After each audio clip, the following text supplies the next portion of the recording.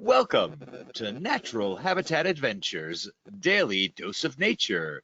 Today's topic, the monsoon, a natural and cultural history, presented by NatHab Expedition Leader Conan Dumenil. I'm your host, Rob Mess. Thank you all so much for being here with us today. Over to you, Conan. Thank you, Rob, and hello to all our viewers who have joined us here today. It's wonderful to be back presenting after quite a gap, I must say. I think it's been about 3 or 4 months since I did my last webinar, thanks to a very, very busy season we've had in India, which is fantastic. So it's good to be back and talking to you about the monsoon when we are going through the middle of the monsoon right now. So just a quick introduction about myself. I have been a NatHab Expedition Leader since 2015. I guide a few trips around India, Nepal, and Bhutan. And our adventures takes us to a lot of different and interesting places to see a lot of interesting wildlife. But I'm here to talk about the monsoons for a couple of reasons, really. It is probably my favorite time of the year, I must say. I mean, I'm a bit of a pluviophile. There is someone who really enjoys and finds peace on the rainy days where you kind of, snuggle up with a cup of your, hot favorite hot beverage. But it's also the time where we get some time off from our trips. It's time where I get to travel with my family, and usually it's off on some other or some expedition style holiday to see some more wildlife, like I haven't seen enough during the season. But it's also, I'm talking about the monsoon today because this is a question that we get from a lot of viewers who have visited India or who are planning to visit is, what is the monsoon like? What is this, weather phenomenon? How is it to experience the monsoon? So today, I'm going to be touching about probably the most important weather phenomenon that the subcontinent undergoes, which is usually during this period of time.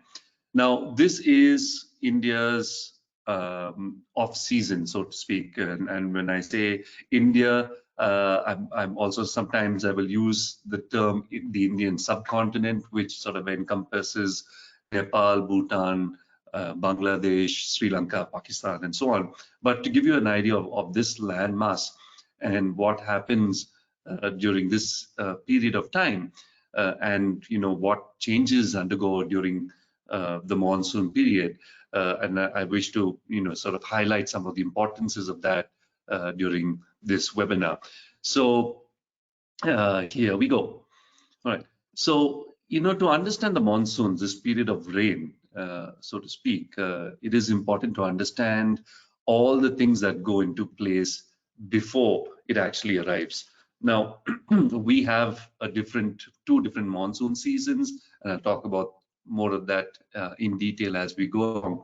But understand the setting. The months of May and June is sort of our peak summertime.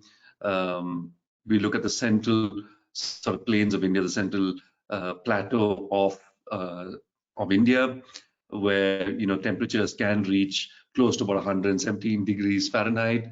That's above 50 degrees Celsius here. It is seriously hot. It's parched, the ground is parched, it's baking sun, it's equal days, equal nights, because we are in the tropics, more or less, and the beating down of the sun is relentless, and there is no cloud in the sky, usually a clear blue or a sort of a dull blue sky, and there is no sign of respite anywhere. But it is this heating up of the sort of the central subcontinent that plays is an important factor. Now, so you think like, okay, it's parched, it's bone dry, it's hot everywhere, not a cloud in sight. So our landscape should actually look dry and arid like this, which pretty much does in a lot of parts of the subcontinent, whether you're looking at Western India or Central India or even parts of South or even the south eastern part of Sri Lanka as well. They look arid. They come under the semi-arid zone. You see a lot of leafless trees, some short stunted trees, and all the grass is pretty much dry. So whereas the landscape should look like this, opposingly, we actually have a myriad of diverse habitats that, due to the various geographical features that play a part of it, but also a very, very important weather phenomenon, which is called the monsoon. Now, these are all images from across the subcontinent, from the high, lofty Himalayas to the rainforests in the northeast of India to the giant deltas of the Ganga and the Brahmaputra, which is in Sundarbans covering India and Bangladesh, to the deserts in the western part of India and Pakistan, to lovely pristine coastlines across southern India, eastern India, and Sri Lanka, to large river valleys and mountain grasslands across the landscape. So it is a mosaic of landscapes, and all of these are influenced by the geographical position, the features, and of course the rains that happen. Now, I'm just going to go starting from an overview perspective to give you a sort of our understanding, to give you a lay of the land, so to speak, to see what all plays a factor in this. Now, with this, it is now to understand the Indian subcontinent. It is to understand the kind of diversity that lies in the small tract of land. We are much. It is called a subcontinent, but in terms of landmass, it's only 3.3 square kilometers. That is the Indian landmass, and it is not a very, very large landmass compared to, say, the country, say, to the United States or to Australia or something. It's much smaller, but what it lacks in size, it does make up in diversity. Now, there's close to about 90,000 species of fauna found all across. There are about 18,000 species of flowering plants, not counting other plants, and it is considered among the 17 mega diverse countries in the world, and has about 4 biodiversity hotspots. So there is a lot happening in this landmass, and I love this map here because it kind of gives you sort of a more three-dimensional view of what the landmass is. So you've got the big plains in the north central part of India, which is called the floodplain, so the Terai. This borders India, Nepal, and parts of Bhutan as well, flows down into Bangladesh. Of course, the most prominent feature just north of these plains are the mighty Himalayas that run from the northwest all the way down to the east, close to about 2,500 square kilometers in length, so covering the entire northern boundary of India.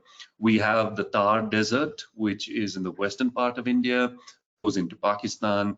We have the central highlands of India, also known as the Deccan Plateau, which sort of forms a majority of the land mass in central part of India. We have the Western Ghats, which is a biodiversity hotspot, and it's the chain of hills, a very, very important chain of hills, which you'll find out shortly, that is parallel to the western coast. You have the Sundarbans Delta between India and Bangladesh, and you have the central highlands when we talk about Sri Lanka, which forms a very, very important geographical feature. And not to mention the three seas, the Indian Ocean, the Bay of Bengal, and the Arabian Sea, that sort of surround from three sides the Indian subcontinent. And all of these is just basically to give you an understanding of geography, and all of these features actually play an important part into the onset or into the bringing about of the rains. Now, our rains come in two seasons. Collectively, we call them the monsoon. We have a summer monsoon and a winter monsoon. So let's get into a little bit of trying to understand what are these monsoons. Now, the monsoon, basically, it is prevalent all over the world. Yes, it's not just in the Indian subcontinent. And to simply put it, it's basically a sudden change in the strongest prevailing wind. Now, in this part of the world, we have the westerlies that blow across from Africa, and when the season changes, the direction of these winds change, and what that brings about is bringing in moisture and moving from one area to the other. Now, the monsoonal winds always blow from a cold to a warm region. And if you think back what I said about the Indian landmass heating up to almost 120 degrees Fahrenheit, that becomes a really, really warm region. And what it does, it attracts the colder, or rather the cooler, more moist air from the Indian Ocean, from the Arabian Sea, coming into the landmass. And that's when these moisture-laden winds blow into the subcontinent, bringing us rain. So the summer monsoon, broadly to speak, we were just having a discussion how these patterns are changing and we need to adapt. But broadly to speak, June to September is the duration of the summer monsoon, and the winter monsoon is when the direction of the wind shift happens from October almost up to April. Sometimes it can end, the bulk of the rain ends by December, but you will have in certain regions some rain as long into April as well. So let's look at this sort of temperature chart for a moment.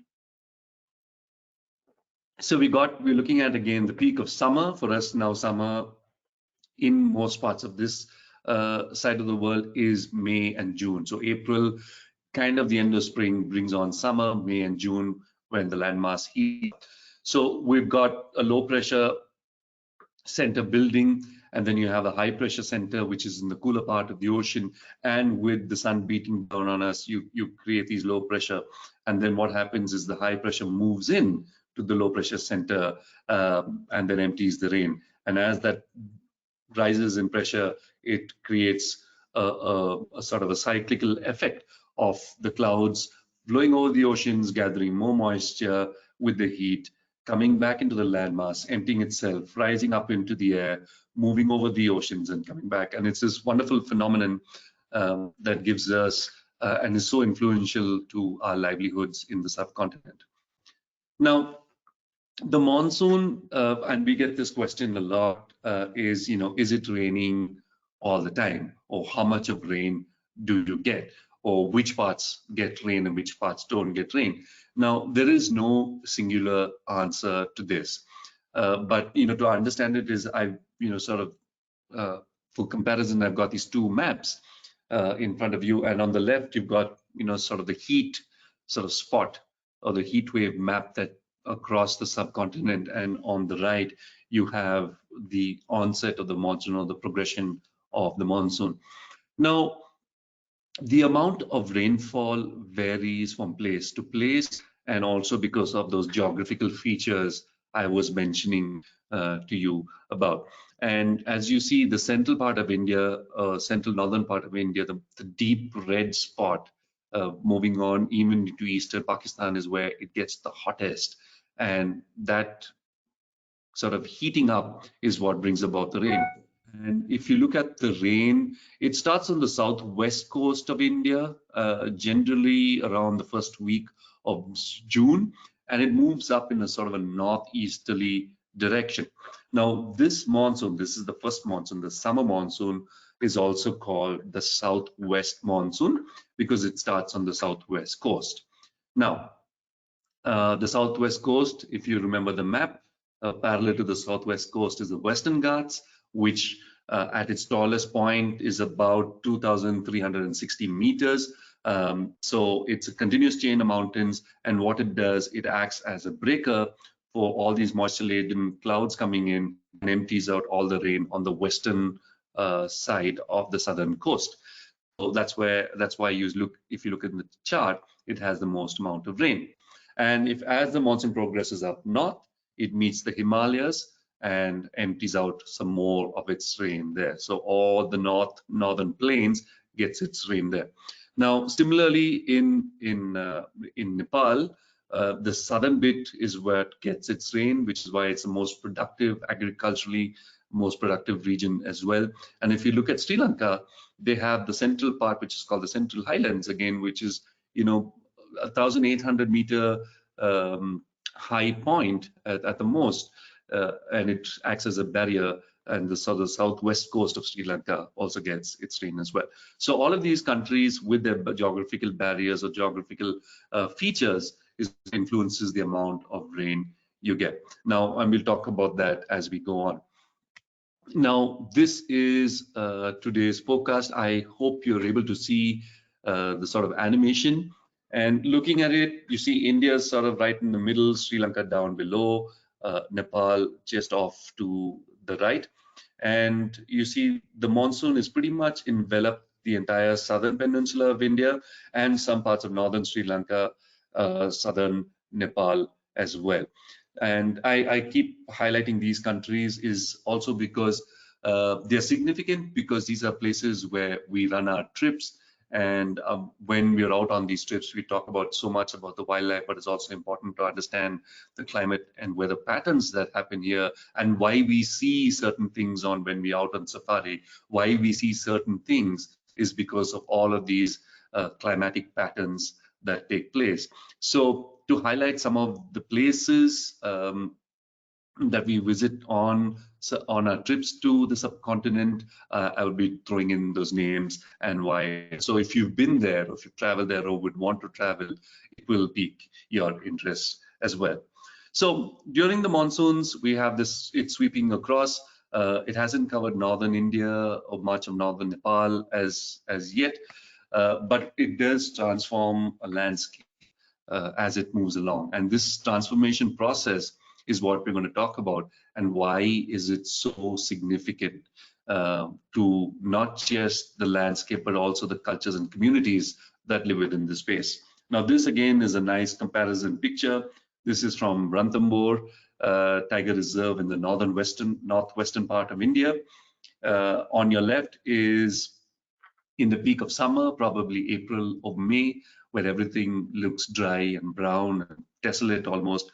And on the right is in the first week of June, in the last week of June, just before the park shuts, after it's received some bits of rain, how things just spring back to life. So it's the same sort of range or the same landscape you're looking at, but a big difference with just a couple of centimeters of rain, and how much that can change the landscape as you go.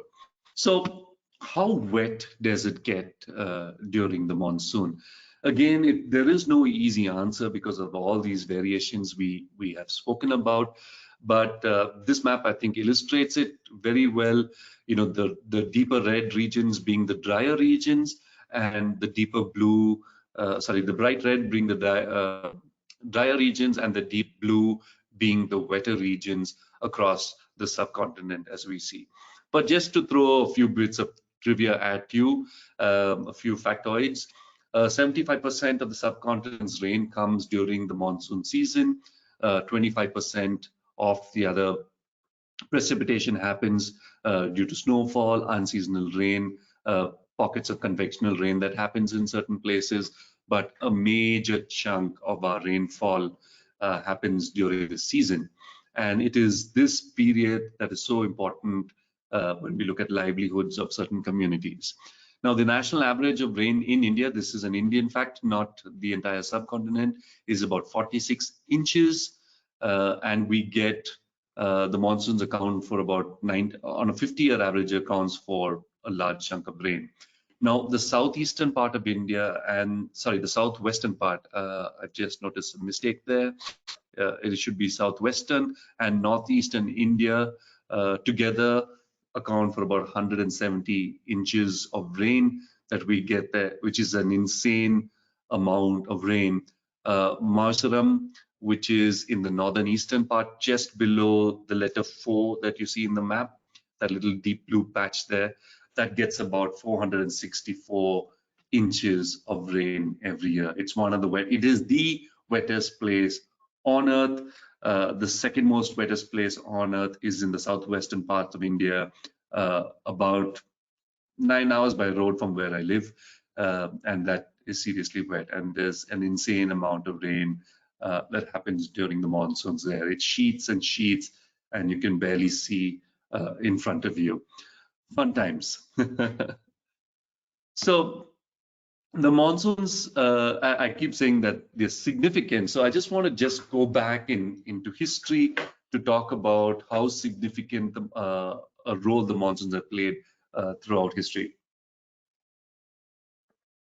Now, as some of you may know, India, Sri Lanka, Burma, and most parts of Southeast Asia were important trading routes for a myriad of reasons. And most of them have been the flora and some fauna as well from the place which have historically been traded.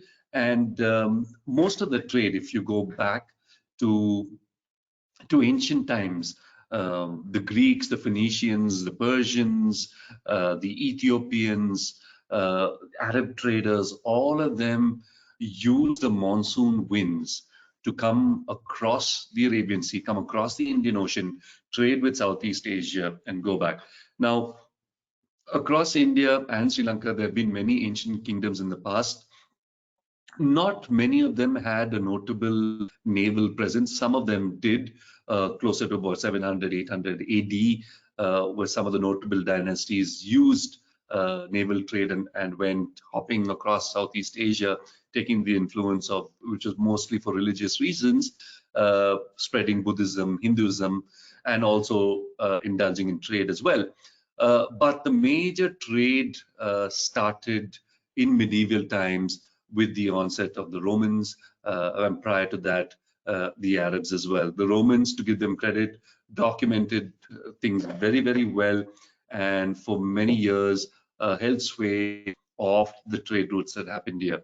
So, a lot of trade would happen between the eastern coast of Africa, southern coast of the Arabian Peninsula, and across the western coast of India and Sri Lanka. Now, in the whole point of it, there were a couple of ports in the southern part of India that were major ports, Calicut being the most important at that point of time. And there have been many accounts written about Calicut. And if you think back, or if you can recall, a very important cloth, a linen cloth, a very thin linen cloth, which was widely sought after, was named calico. And calico gets its name, the calico cloth gets its name from the port of Calicut. So it was probably the most important port of its time at that point of in that era, because of its natural harbor and the access to the ocean, and also access to one of the main spice growing regions of India, and spice was as good as gold at that point of time. But looking down south, there is also a port in Sri Lanka that was called Godavaya, which was an important port. And between Calicut, Godavaya, Musiris, Masulipatam, all of these few ports across the southern peninsula and the island of Sri Lanka, they were considered sort of the luxury goods capital of the world at that point of time. And we're talking about silk, we're talking about linen, we're talking about ivory, gems, pearls, all of it flow through this region. Now think about at that point in time, we talk about the Silk Route, we talk about, China exporting tea and silk and all from, back in as long as one can remember.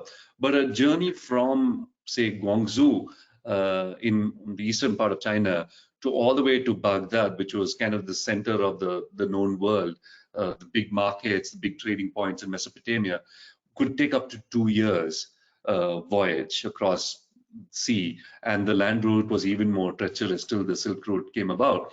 So you had these little ports that sat at the center, especially Sri Lanka, which was kind of this, put it in modern terms, a sort of a transshipment sort of gateway that sat right in the middle of the route, where you could dump goods, procure more goods, rest, relax, repair, do everything, and then continue on your journey.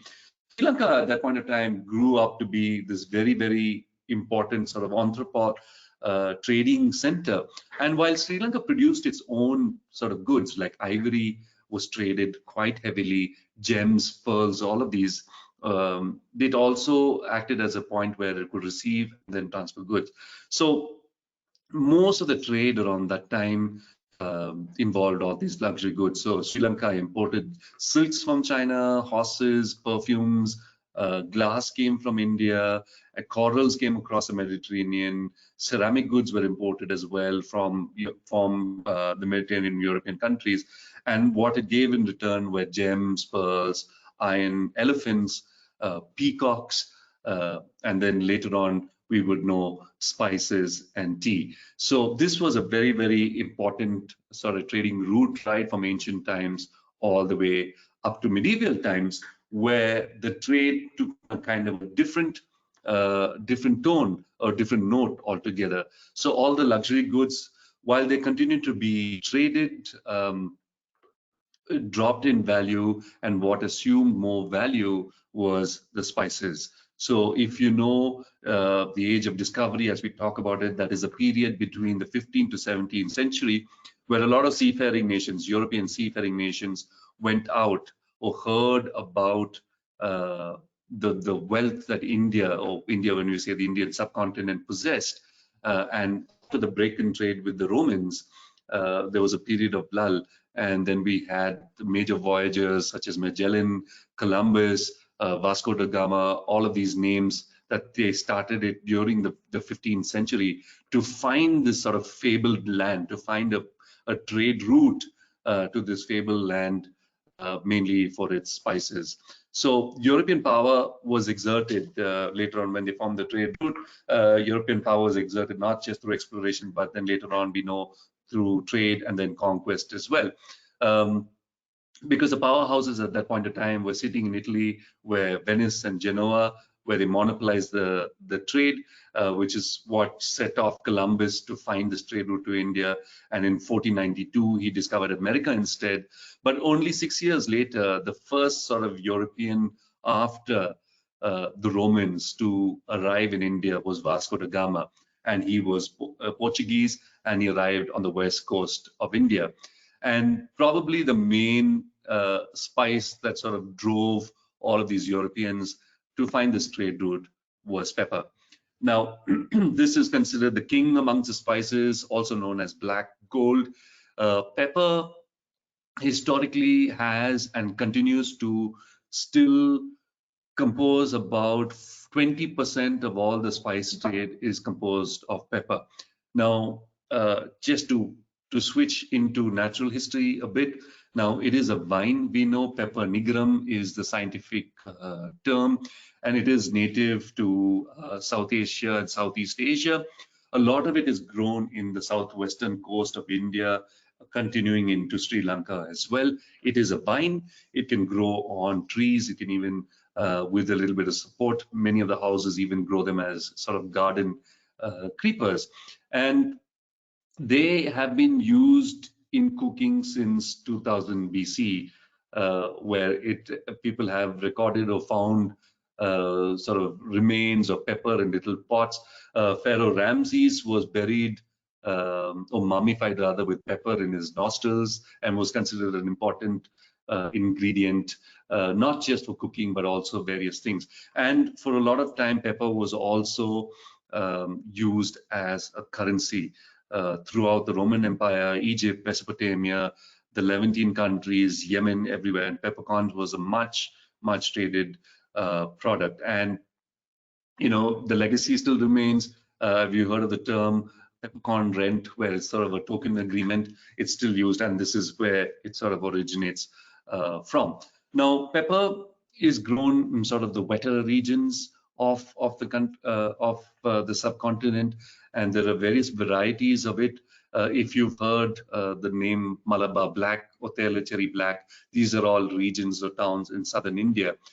So it is a vine that turns ripe. The seeds turn ripe, which turn red. It's almost sweetish, but the pepper is harvested just before it ripens, and then it's allowed to dry out a little bit, where it turns black and shrivelly, the sort of the peppercorns that we know of. And then once the skin is removed, it becomes the white pepper that is used a lot in sort of more European or Oriental cuisines. So that's the story of pepper. It's a lovely tree. You know, often what I do when we're traveling, sometimes when you're passing pepper vines, is pull up some bits of the ripe berries, and you want to get this nice and sweet and hot explosion in your mouth. And we're looking at, I've got a little graphic down there to see the highest producers of pepper. So you see all of those countries are in Southeast Asia. India and Sri Lanka are 4th and 5th on the list in terms of amount of pepper that is being produced in this region. Now, apart from pepper, we also have some very, very important spices that are native to this region. Cinnamon, which is native to Sri Lanka, and cinnamon, I like to call them 3 C's, cinnamon, clove, and cardamom. Cinnamon is obtained in various ways. There's the most valuable one is from the genus Cinnamomum, and it's the inner bark which is harvested. There's also various species of cassia trees, and these are all related to the laurels, which can also be harvested. The sort of more flaky bark, which is also used as a cinnamon substitute. Now, interestingly, this tree, if you look at these sort of hard, kind of almost glossy leaves, they can also be used as flavoring agents and are marketed sometimes under the trade name allspice, which is used in everything from Christmas cakes to flavoring beer. So an important spice as well. The other important tree grown in the region is clove, also from the region, and clove is from actually the aromatic flower buds, and if you see in the inset picture there, from a tree called the Syzygium aromaticum, which is part of the myrtle family, and it's these tall straight trees with kind of evergreen leaves and these very, very strong smelling flower buds. Now, interestingly, most of these spices smell only after they have been dried and go through a particular process. Now, again, this is native to the Indian subcontinent as well. And then the third important spice that we have here is cardamom. Now, cardamom is a little different in the sense that it's not a tree. It's a very, very tall plant, very similar to if you've seen turmeric grow or a torch ginger grow, because they're all part of the same family called of gingers, basically. And cardamom there are 2 species, 2 genuses of plant. One is Elateria and the other is Amomum. And cardamom actually grows in these little pods at the base of the plant. So it is a rhizome. It has these tall, fleshy stalks, big leaves, sometimes can grow up to about 8 feet in height, and in really, really moist, wet patches of forest. And then you have these little sort of pods that come out that have to be plucked, dried, and then crushed to get the actual smell of cardamom. So apart from this, yes, we also have things like star anise, you have aniseed, you have various other spices that have been growing in the region. And probably 2 other cash crops. Now, these spices have been renowned since ancient times, but 2 other cash crops that now have gained importance over the past sort of century and a half are coffee and tea. Now, this coffee or tea, that question has set off, battles and wars across the world, but nonetheless, they are 2 very, very important cash crops of the region. Also, its growing season because of the amount of rain that we get. Both crops need high precipitation. Tea usually is grown on the slopes of the highlands. They also grow lowland tea as well, but the ones grown on the slopes are highly prized, such as the Darjeeling tea, if you're familiar with. Assam tea is grown on flat, or Ceylon tea, which is again grown on the highlands of Sri Lanka. They need heavy rainfall, but not stagnant water, which is why they're always grown on the slopes, so water can run off, and they're grown in these lovely row of bushes, and it can be harvested through the year. Coffee is a little bit more lowland. Coffee was brought to India, believed in the 10th century from Yemen, but has sort of taken over and nativized almost as a crop to many regions across the subcontinent. Some of the best coffee is grown in the highlands of the subcontinent of South India, very specifically. The berries, depending on the place, you have a season for the berries that can happen anywhere between October to January, and then it's plucked while it's ripe. The ripe cherries are plucked, it's pulped, it's washed, and then the seeds are meant to dry, and then finally roasted before you can get your nice hot cuppa.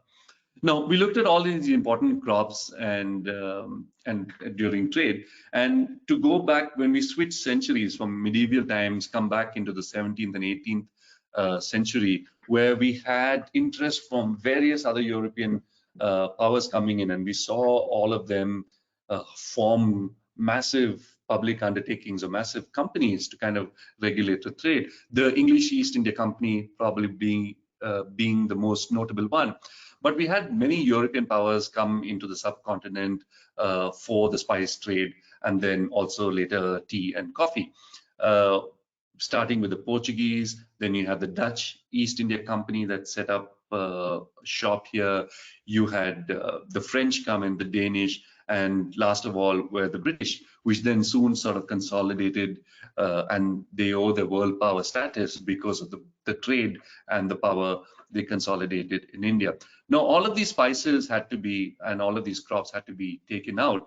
And so as a result of which, both India and Sri Lanka have a massive railway network which connected the hinterland regions, the main growing regions, to the ports on the coast. So they could ship out everything from these crops. And later on, we know timber was also shipped out, especially during the early 1900s, during the two wars, where many tracts of sal forest, a particular tree, it's a hardwood tree, Shorea robusta, that grows in the northern regions of India and parts of central India. All of them were shipped out for the shipbuilding industry to meet the war needs and the industrial needs of Europe, and most notably the United Kingdom. So during the time, without getting too much into the political history of things, just to give you a lay of the landscape and what happened, there were many power struggles in Europe during those times, and we know of it. And whatever happened in Europe sort of echoed in the subcontinent as well. The constant tussle between the British and the French, it goes back into American history. It also influences Indian history as well. So, and all of it was based, a lot of it was based on trade that was coming out of the subcontinent.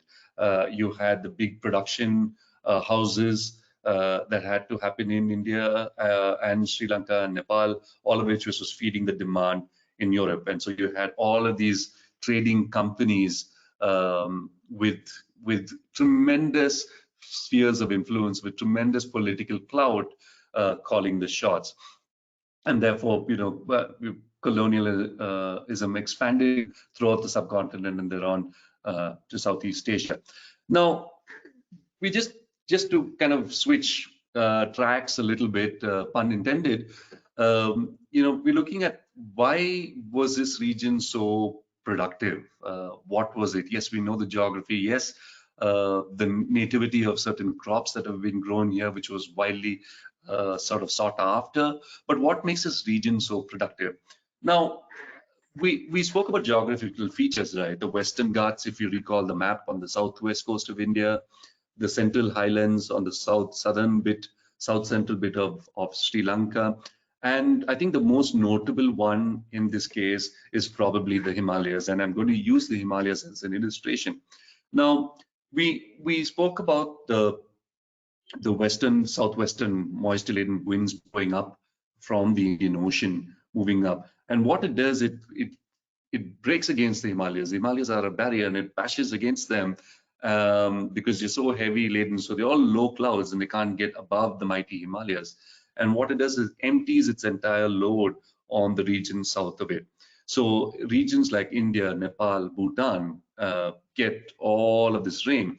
And then when you go in the Trans-Himalaya, the northern bits of Himalayas, which are contiguous to Tibet and a region called Ladakh in India, all of this is in the rain shadow. So you've got the warm, moist air that's hitting against the Himalaya, and then it rises above the Himalayas and comes down as dry air, which causes further evaporation, making the entire northern bit, as you can see in the picture there, sort of a dry, desolate landscape, which is similar to the to central India and Tibet. So And what it does, it creates a sort of a drier, warmer, drier climate on that side. And the same thing happens with any sort of geographical feature in the subcontinent. The southwestern bit gets most of the rain, and the northern bits get fairly dry.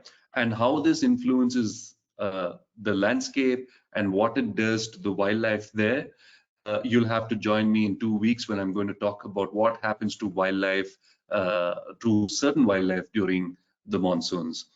Now, going back to the rain, we look at the Himalayan foothills, which is sort of lush and moist, deciduous to evergreen trees. It supports a ton of wildlife that are large. We spoke about the large timber trees called sal. They have species of oak, juniper, fir, spruce. Everything is grown in the Himalayan foothills. Great value of great hardwood and softwood trees as well. And the Himalayan foothills are kind of, apart from the glaciers, I think is the next next area of importance in terms of a watershed, because they form this giant area where it collects all of this water. Many streams get their origin, flow into mighty rivers. This is where all the big rivers start gaining in velocity, crashing down into large torrential, boulder-strewn, beautiful mountain rivers, and then changing the landscape as it goes along the way, bringing down alluvium, silt, and so on. And it forms a huge catchment area, which is very important, and why historically a lot of communities have been living in the region, because it's such a productive region to grow crops. Now, a lot of communities, and in fact, some of the oldest communities, remains have been found up in the highlands, and the highlands, and by that extension, the Himalayas, and by the extension, all the highlands in the subcontinent are very productive. It is believed that terrace farming has originated in this region because they needed to cultivate grain. Earlier, you would cultivate wheat, millet, and various indigenous forms of rice. Rice cultivation is probably one of the most important crops of the region here across India, Nepal, and Bangladesh as well. In the hilly regions, they grow them in terrace plots, and in the plains, in the floodplains, they form these little embankments around the fields to retain the water. Now, rice is transplanted, and the onset of the monsoon is when you would transplant your rice. So many farmers across the subcontinent wait for the monsoon to hit before they transplant the rice.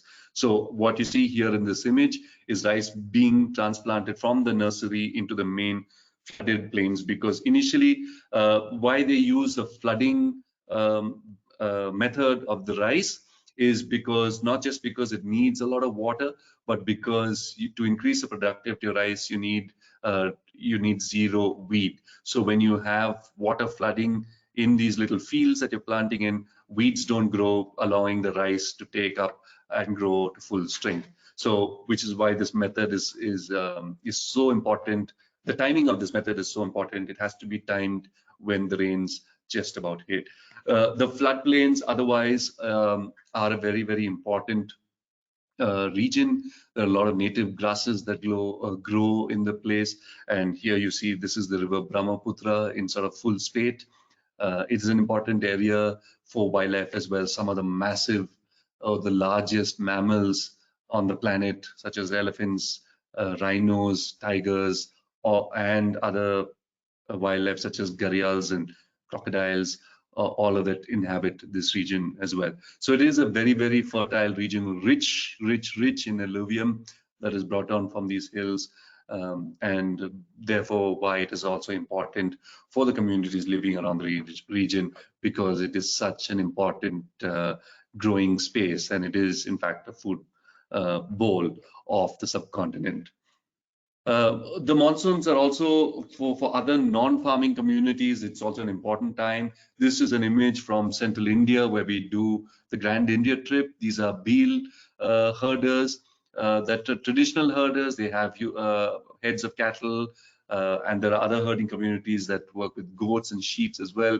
And the Billherders are always moving from pasture to pasture. And when the monsoon hits, of course, there's grass in plenty everywhere, and they don't have to practice their sort of semi-nomadic style of moving from pasture to pasture, and they have pastures all around them when they go. So it's an important time. It is a season of plenty for a lot of these herders as well. And moving down further south, as sort of the central highlands of Sri Lanka, which grows a lot of tea in this region, and which is very, very important cash crop for their economy. About 2% of their GDP comes from tea, and it's a billion-dollar industry in Sri Lanka. Much of the tea is grown in the highlands, which receives a lot of the rain, and as I said earlier, it has to be grown on slopes, which prevent the better growing of these crops. Coffee, again, as we mentioned earlier, requires, and these are just a few pictures of the landscape in which you see. So high rainfall, sort of undulating landscape, but very, very important regions for growing crops and for the communities that subsist around them. Now, apart from its sort of economic value and intrinsic value to the communities that grow around them, the monsoon is also a great time because it brings about certain episodes of sheer wonderment that happen in the natural world. In the foothills of the Himalayas, this is a picture from the Valley of Flowers. July and August, when the monsoons are in full spate, we have these alpine meadows that burst out into flower, and these places are sort of home for endangered animals such as the Asiatic black bear, snow leopard in the higher reaches, musk deer, brown bear, red fox, sheep. All of these live in these mountains, and in the meadows you have this beautiful bird called the Himalayan monal, which is a pheasant and other high altitude birds, and they just burst out into this sort of crazy color of marigolds, daisies, primulas, anemones, all of them that just carpet the ground. Orchids grow up in the moist regions as well on trees, and you have birch and rhododendron that sort of run riot in this place. So it is a fantastic time to be here if you're someone who's interested in the flora. In the southern India, we have a unique phenomenon called the Kurunji blossom. Now, Kurunji is another flower. Nilo Kurunji is from the genus Strobilanthes, and this again is a small meadow flower, and all these sort of high altitude grasslands sort of burst out in flower. There's a particular species, the Nilo Kurunji, which only blossoms every 12 years, but we also have other species of Kurunji as well that blossoms annually or biannually sometimes, but always on the onset of the monsoons when the coming clouds hit the Western Ghats. So it is a fantastic time to be here. And this webinar, like I said, was just kind of a celebration of what that season is, historically why it was important, and till today why it continues to be so important culturally as well, and naturally the wonderful phenomenon that kind of makes the subcontinent so diverse what it is, and it is what it is because of the monsoon. So I hope you enjoyed listening to this, and I'd like to remind you, if you are interested in knowing about the monsoons from a wildlife perspective, I'll be talking about that in a couple of weeks from now. So look up the webinar calendar when you get them, look up the charts. I think it's on the 7th of August when I'll be talking about what happens to the certain animals during this period of time. So thank you very much for joining us. And Rob, I'll turn it over to you, and I would like to hear from our audience if they have any questions. All right, thank you so much. Now, I would like to remind everyone that you can submit your questions via the question field in your control panel. All right, with that, let's get to some of these questions. So, how does wildlife handle the rain? Let's say birds or tigers or rhinos, do they find shelter from strong rains, or does it bother them at all? So you'll have to come in for my webinar in 2 weeks.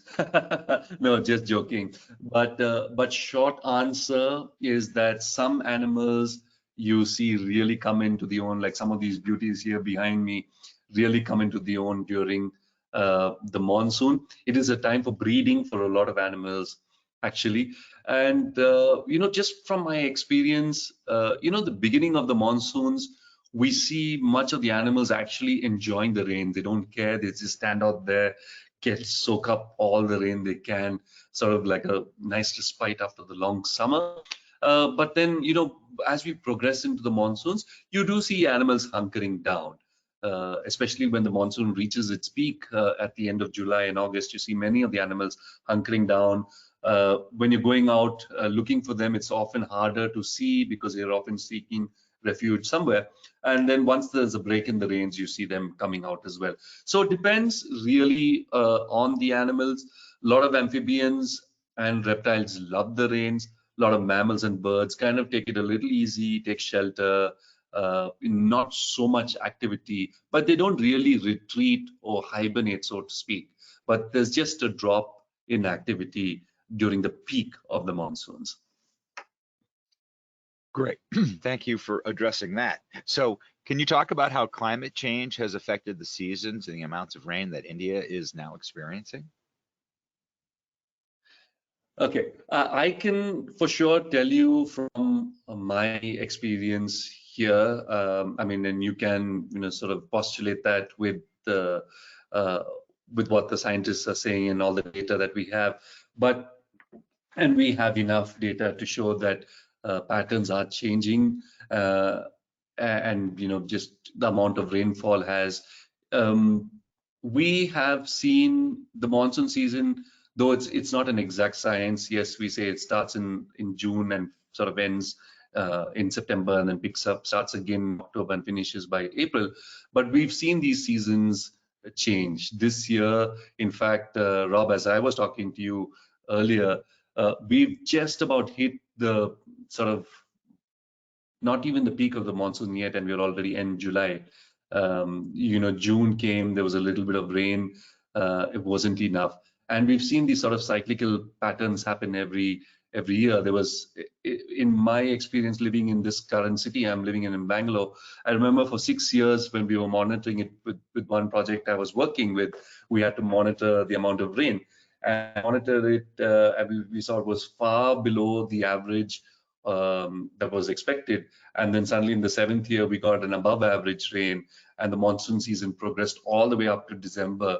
And we in fact had floods in December. So all of these are unseasonal. And when we are seeing changes happening, what the scientists predict is that there might be longer summer spells and more wetter spells. So you have the wet spells which are more consolidated in some times, or it could also be prolonged a lot longer than it should be. So instead of having high wet spells of 2 months, you might have it into 4 or 5 months. And what that does is that does alter a lot of patterns. Cities, for example, are not equipped to handle excess rain. A lot of our crop growing patterns have to change. Right now, the situation we face in India is that we have farmers who have now losing crops because of unseasonal rain. I remember 4 years ago, we lost our entire winter crop of wheat, which is such a important staple. It is the staple.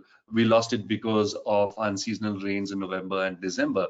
And so that will create food shortages in the long term. We look at livelihoods being lost because of unseasonal patterns. And I guess only time will tell whether there's been a permanent effect, and if we can call it actual climate change, and that has to be studied over a longer period of time to tell. But yes, there are changes, and I, in my short experience, have seen some of them. Do we know how long a typical monsoon lasts? So typically, it would be between, so the first set of monsoons you're looking at starting in June, it would peak in July, kind of start petering out in August, and September, get an occasional shower or so in September, but September gets fairly drier compared to July and August. So that's your first chunk of rain, and that's when we get most of the bulk of the rain. Now, the second set of the monsoon, which starts in October, really, again, you get a majority of rain in October, and November and December tends to be a little drier. So about 2/3 of your rain come in the first monsoon, in the summer monsoon, the southwest, and about 1/3 of your rain comes in the winter. So generally, the monsoon period is between we talk about between the 1st of June till about mid-September, and the second monsoon period from the sort of first week of October till really about the first week of December. And you might get some showers of rain occasionally in March or April, depending on how hot it gets. So that's our season, really. Do we have any idea? Are there any predictions for what the future of monsoon season is going to be? We don't know, and really, like I said, one of the predictions or one of the something that I was reading recently said that there may be longer, wetter spells. But with terms of predicting the monsoon, it's a little bit of a difficult thing to say, especially in India, because a lot of people are watching the weather, they are watching the forecast just to get information when to grow their crops. So I think because our main government services are always very, very guarded in what they say, because we have another phenomenon where in India, especially where when a crop is going to fail, a lot of farmers actually commit suicide because they have taken a lot of loans, they've invested everything into it. And this is a phenomenon that's been happening for several years. And so I think one of the reasons why our government agencies are very, very guarded in saying what the monsoon really is because of this. And this again is my personal theory. But I feel it is hard to get accurate information. But if you look at an average of what your past has been, it is definitely pointing towards longer, wetter spells, later spells of rain. So it is all changing. So June would have been rain. Now we're looking at rain starting only in July, and we've seen that shift. Does NatHab run any trips during the monsoon season? We don't run trips per se for the monsoon, but I'm for the reason that a lot of parks are actually shut during the monsoons. Now, as a sort of a national policy, because of just giving a break from visitation to these parks, many of these parks are shut. A lot of parks also become inaccessible during the monsoon. It becomes a little dicey. So by the end of June, many of the parks shut. So which means a lot of the tourism for wildlife actually drops. But having said that, it is a beautiful time to visit, and we are very, very happy to sort of put together a trip based on what we have. If someone has any specific interest, we're very, very happy to do it. We don't have any group departures going for that trip, but we're happy to customize. I'm sure if you speak to someone in the office or one of the adventure specialists, they'll be happy to customize a trip for the monsoon, specifically if you're after any specific species you're looking at, or to see a phenomenon in itself. Yeah. Great. Thank you, Conan. Unfortunately, that's going to be the last question that we do have time for today. So I'd like to throw it back to you for your closing comments. All right, I just want to say thank you to everyone. Yeah, I mean, I love to talk about the rain, and this is a fantastic opportunity to do so. It is definitely a side of the country that is very rarely seen by outsiders because of the weather conditions. But if you have a chance, do visit the subcontinent in the monsoon, or when you visit here outside the monsoon, we're happy to talk about the rains and take you through it. So thank you for joining us again for this webinar, and stay tuned for more and more interesting topics coming your way. Thank you all. It's been a pleasure. Conan, thank you so much for taking the time to present for us today. And I'd also like to thank everyone who tuned in today. If you're interested in information on how you can travel with NatHab, please give us a call at the number on your screen, or you can send us an email at info@nathab.com. Our adventure specialists are happy to help you out. Join us tomorrow for our next daily dose of nature.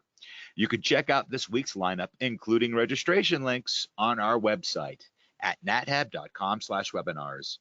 We did record today's presentation, and we will have the replay available on our website soon. With that, I will conclude the webinar. Goodbye, everybody. We'll see you next time.